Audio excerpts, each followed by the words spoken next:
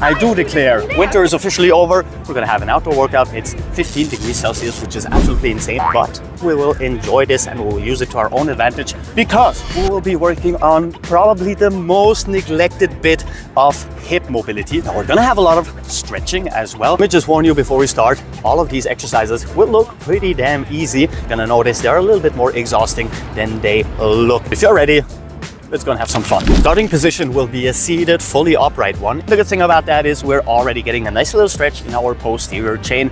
Lowest impact exercise, pull in that knee and reverse the movement. Pull in the other knee and reverse the movement. Be sure to stay as upright in your upper body as possible. And if you want to increase your range of motion in this movement, you can go into some external rotation in your hip to pull that knee a little bit closer. Extend, reverse, go slightly into external rotation and pull in even closer. We're raising our heel, putting our foot down as closely as possible and reversing. Just a handful of repetitions. 2 more. Just 1 more on the left side, stay fully upright.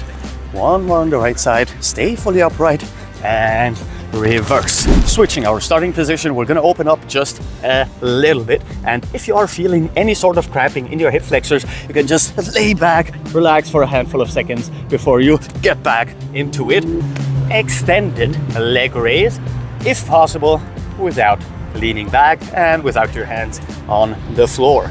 Left side, right side, elevate. We're gonna hold for like half a second, and the more upright we stay, the harder the exercise will be, and the more posterior chain flexibility we will be building additionally. A handful more repetitions, left side, right side. Flex your quads so your leg stays fully extended in the knee, and repeat.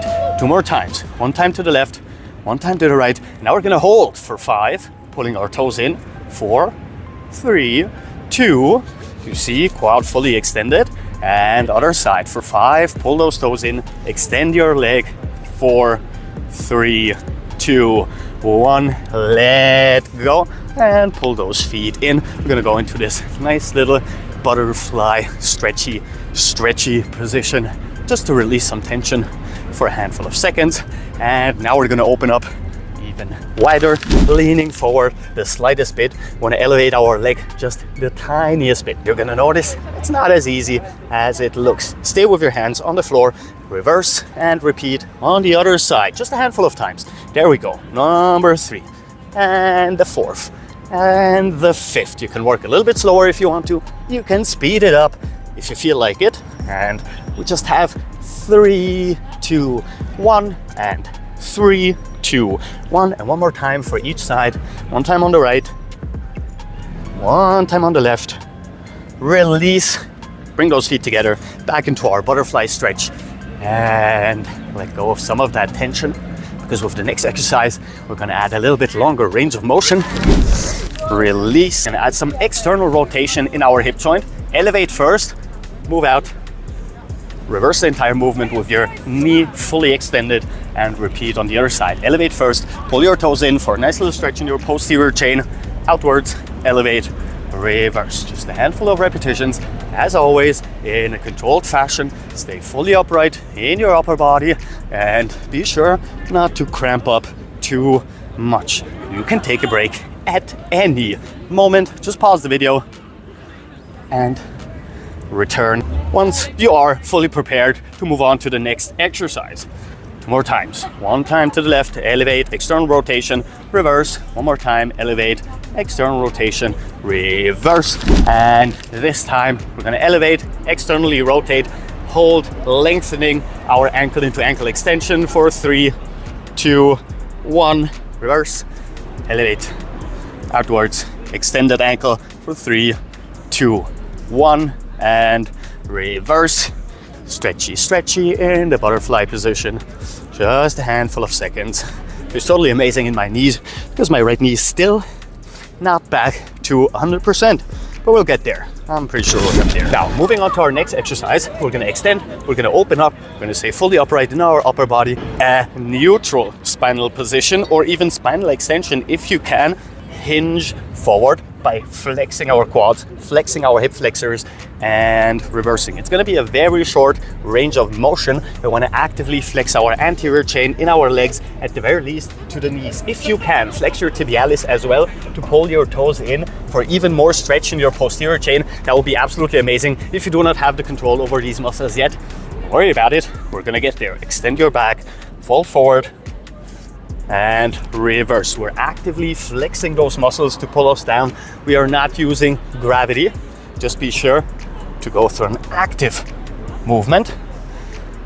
One more time. We're gonna hold fully flexed. Pull those toes in if possible for 3, 2, 1. And we're gonna do a final repetition, holding for 5, 4, 3, 2, 1. Let go. And back into our classic butterfly stretchy position, just for another handful of seconds. Now, some of you might already be fully exhausted in your hip flexors. If that is the case, you know what to work on, and we are going to move on to the next exercise. Now, since we have been bending a lot in our hips without lengthening that much, we are going to go into a lengthened position this time. This will depend totally on your hip flexor flexibility. If you are pretty bad when it comes to your flexibility, hands on your heels, push your hips up, lengthen your quads, your hip flexors by flexing your posterior chain. If they're a little bit more flexible, you can come down to level number 2, where we push up with our elbows on the ground. And if you are even more flexible, now it's time to lay down all the way. Keep in mind, we are not in a passive position. We are actively pushing our hips up to elevate and to lengthen even more. And if you have more strength, then you can push up, raising your knees for 3, 2, 1, release. So all we're doing is very short movements, flexing our posterior chain, raising our hip, and reversing just for a handful of seconds before we repeat again. Now, this position, it would look something like this. Very short movement patterns. In this position, it will look something like this. And in all of these, we have pretty much the same amount of posterior chain activation and anterior chain stretch. All the way, raise, flex your posterior chain, release. Very short, very tiny movements. 2 more times. 1, 2, and sit up.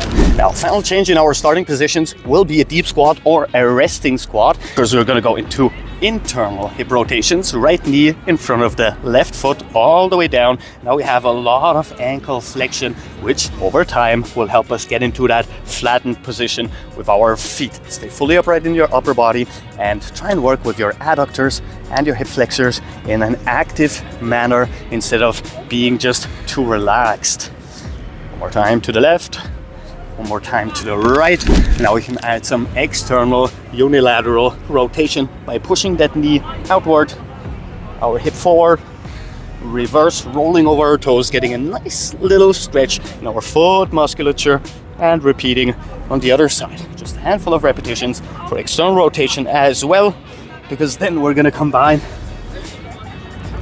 internal with external hip rotation into one of my favorite mobility exercises. One more time to the left. And back. Now 90-90 switches. Internal hip rotation on the right side, rolling over our toes into complete ankle extension, external rotation in the left side, upper body fully upright, add some lumbar rotation, just the tiniest bit to release a little bit more tension in our anterior chain while adding this spinal rotation. It feels absolutely amazing for rehabilitation purposes.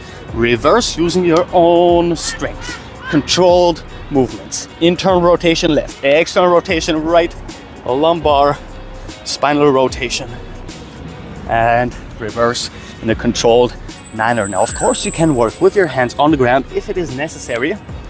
And once again, over time, you should be able to do all of these movement patterns without the use of your hand.